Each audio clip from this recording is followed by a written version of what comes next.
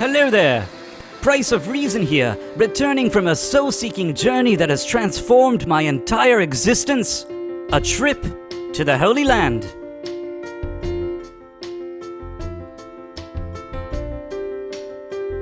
It all started here in Tel Aviv, where I arrived just in time for an early screening of the Rise of Skywalker. The movie premiered right outside the city at a place called Cinema City.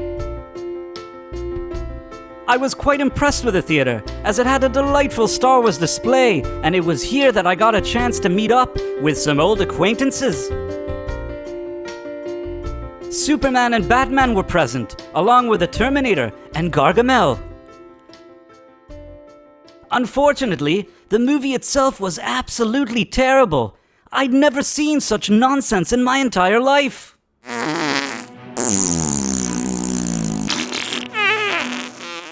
What the fuck was I watching? That night, I tried sleeping it off, but I just couldn't forget what I'd seen. I am all the Sith. And I am all the Jedi. I am Rise Skywalker. Whoa. As soon as the sun came up, I knew I had to go to the beach to further reflect on this matter. Why would Disney buy Star Wars for $4 billion just to create such a shitty sequel trilogy? Why couldn't they use the source material they had in the Star Wars expanded universe? Why did they have to take such a massive dump all over George Lucas's original trilogy? And who the fuck was this guy? I tried talking about my pain with some of the locals, but they didn't seem interested in speaking with me at all. So I ended up finding comfort in the arms of a beautiful woman. And when that didn't help, I found comfort in the arms of two beautiful women. But I needed something more, so I took a walk on Tel Aviv's boardwalk to broaden my horizons.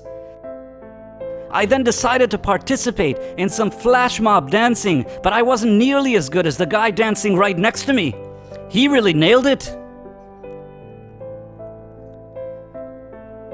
I then observed some Israelis playing what I was told was their national sport. But who were these people, and what were they doing here on a Thursday afternoon? And what exactly were the rules of this silly racket game? I suppose they were just hitting a bunch of balls in that big race we call life. With so many unanswered questions, it was time for me to check out Israel's nightlife. I decided to forget my worries by having beer, some more beer, and even more beer. But this was just a temporary fix.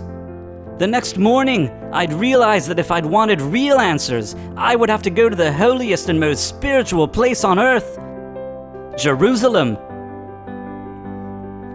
I started off at the main marketplace in the fruits and vegetables area. Perhaps it was here that I would find the true meaning of life. Excuse me, sir, if Luke Skywalker was hiding on an island, when did he have time to go searching for the Wayfinder with Lando Calrissian? And what kind of dumb name for a device is Wayfinder? Couldn't they think of something more original? Hey there, wait a minute. What on earth am I supposed to do with this banana? Perhaps I would have more luck in the herbs and spices area. Excuse me, sir. Do you like the last Star Wars movie? Of course not, my friend. Not my favorite. Finally, a guy who understood me.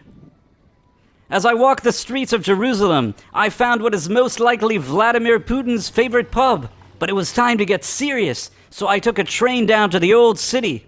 It's right here that the world's major religions can be traced back thousands of years.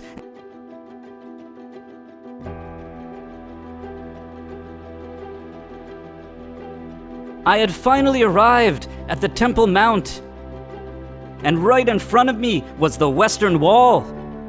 It was here that people were able to connect with a higher power and gain the ultimate spiritual knowledge and understanding. As I stood there, basking in it all, I knew that this is where I needed to be, and just like that, I had an epiphany. 2 years ago, I was accused of being a terrible person for disliking a movie which straight up sucked. Back then, when I wanted to voice my concerns on Twitter, I didn't have any friends. Now I have over 3,000 friends, and together we have a collective voice. We have the right to express our views, and we stood toe-to-toe with multi-billion-dollar corporations and became a force to be reckoned with. With every tweet, with every video, with every like, with every share, we all made a difference. And in years to come, when the dust is settled, the Star Wars sequel trilogy will be nothing more than a punchline anecdote.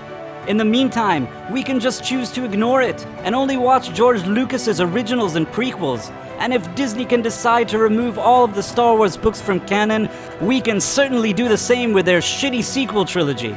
So moving forward, I'm not going to let this bother me anymore, because I am Price of Reason.